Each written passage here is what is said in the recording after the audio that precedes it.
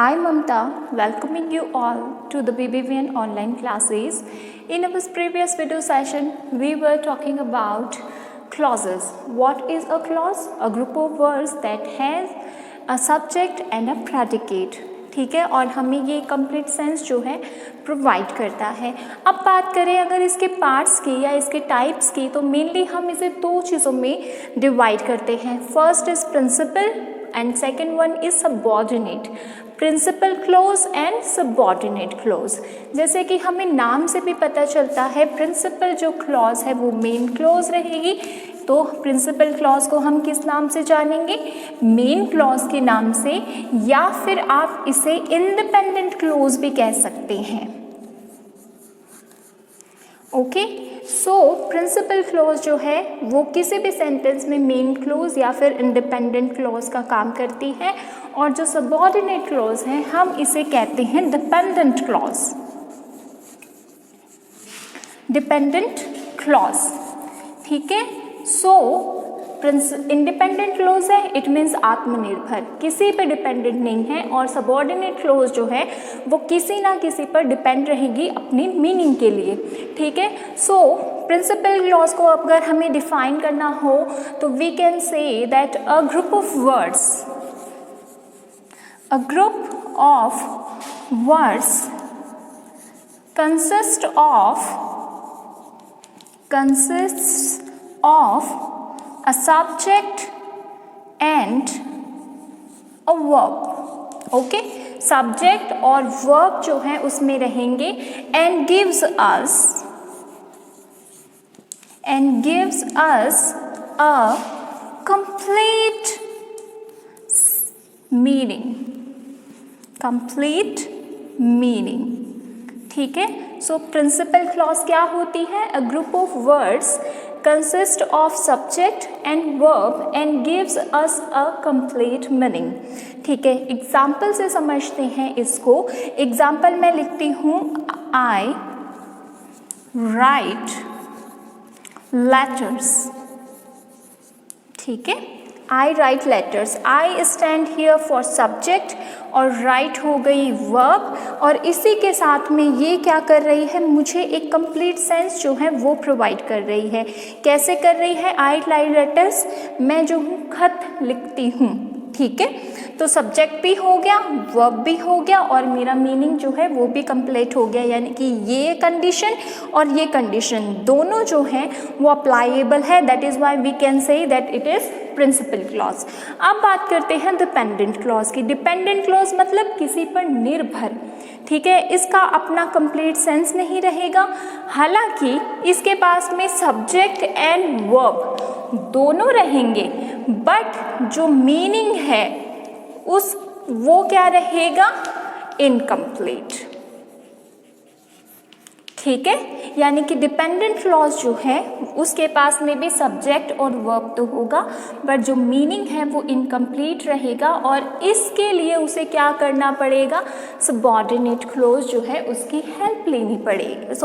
Principal clause जो है उसकी हेल्प लेनी पड़ेगी.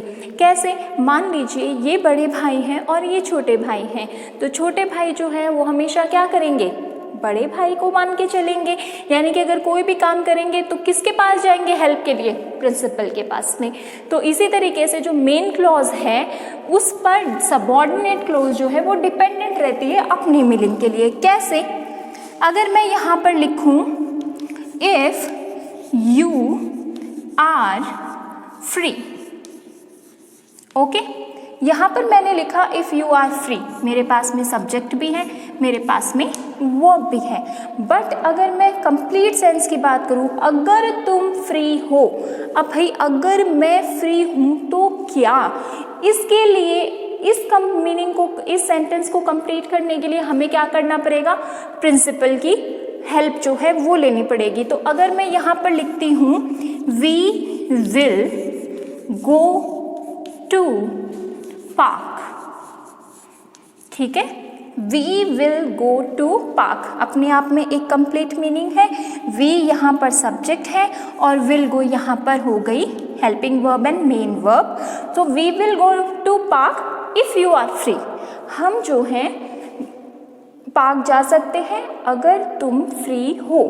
सो ये यहाँ पर काम कर रहा है सबऑर्डिनेट का, और ये सेंटेंस जो है ये यहाँ पर क्या कर रहा है, प्रिंसिपल क्लॉज को रिप्रेजेंट कर रहा है।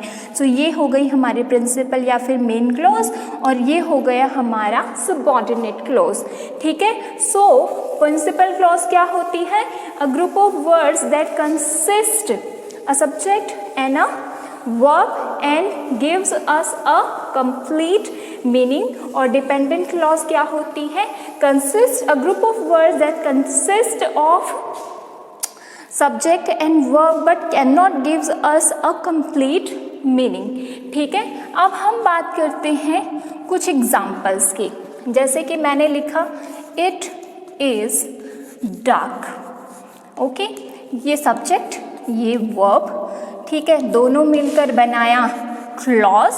और ये कौन सी क्लॉज हुई, हमें पता कैसे चलेगा, इट इज डार्क। ठीक है, अंधेरा हो रहा है, तो ये क्या हो गई, अपने आप में इंडिपेंडेंट क्लॉज हो गई। इसीलिए हम इसको किस कैटेगरी में रखेंगे, प्रिंसिपल क्लॉज की कैटेगरी में। इसी तरीके से अगर मैं डिपेंडेंट क्लॉज की बात करूं तो मैं लिखूं after they eat dinner. After they eat dinner, यहाँ पर भी सब्जेक्ट है मेरे पास में, वर्ब है, सब्जेक्ट और वर्ब मिलकर दोनों ने क्या बनाया है, क्लॉज। लेकिन अगर मैं बात करूँ कंप्लीट सेंस की तो वो मुझे नहीं मिल रहा है। आफ्टर द डिनर, खाना खाने के बाद में क्या होने वाला है, इसके लिए या तो मुझे यहाँ पर फ्रंट में किसी सेंटेंस की ज़रूरत पड़ेगी या फिर डिनर के बाद में मुझे कुछ लिखना पड़ेगा, बट फॉर दैट मुझे किसकी हेल्प लेनी पड़ेगी, प्रिंसिपल क्लॉज की। तो जो क्लॉज डिपेंडेंट हो प्रिंसिपल क्लॉज के ऊपर अपने मीनिंग को कन्वे करने के लिए, उसे हम काउंट करेंगे सबऑर्डिनेट क्लॉज में। और प्रिंसिपल क्लॉज हम किसे कहेंगे, प्रिंसिपल क्लॉज हम कहेंगे कि वो क्लॉज जो कि अब हम consist of subject and verb and gives us a complete meaning. Okay, so अब बात करते हैं, हमने एक सेंटेंस देखा था, we will go to park comma if you are free. If you are free, ये एक पूरा सेंटेंस है कि हम जो है पार्क जा सकते हैं अगर तुम फ्री हो। यहाँ तक का जो सेंटेंस है वो हो गया हमारा प्रिंसिपल क्लॉज, और ये जो सेंटेंस है वो हो गया हमारा सबऑर्डिनेट क्लॉज। तो ये जो वर्ड्स हैं, आफ्टर हो गया, इफ़ हो गया, तो ये जो वर्ड्स हो गए इन्हें हम कहेंगे सबऑर्डिनेटिव वर्ड्स।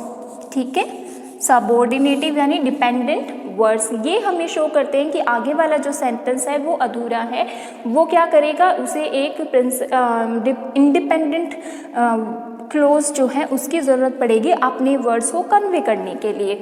नाउ ये जो है एक पूरा सेंटेंस बना। ठीक है, सेंटेंसेस के बारे में हमने पढ़ा कि सेंटेंसेस किस तरीके के होते हैं। सेंटेंसेस में कई सारे टाइप हैं, इंटेरोगेटिव है, इम्पेरेटिव है, एक्सक्लेमेटरी सेंटेंस है, और जो है असर्टिव सेंटेंस है। बट जब दो सेंटेंस मिल रहे हैं, ठीक है, कॉमा से जब आप दो सेंटेंसेस को जोड़ रहे हो तो उस वे में जो सेंटेंस होते हैं उनके 3 काइंड्स होते हैं। एक होता है हमारा सिंपल सेंटेंस, सेकंड होता है हमारा कॉम्प्लेक्स सेंटेंस, और the third one is compound sentence. ठीक है, सिंपल सेंटेंसेस जो हैं वो जैसे कि हमने असर्टिव सेंटेंसेस पढ़े हैं उनमें हम काउंट करते हैं, और जो क्लोज है वो मेनली या तो कॉम्प्लेक्स सेंटेंस में लिखी जाती है या फिर लिखी जाती है कंपाउंड सेंटेंस में। So what is a complex sentence and a compound sentence, ये हम पढ़ेंगे अपने नेक्स्ट वीडियो सेशन में। This is it for today. Thank you everyone.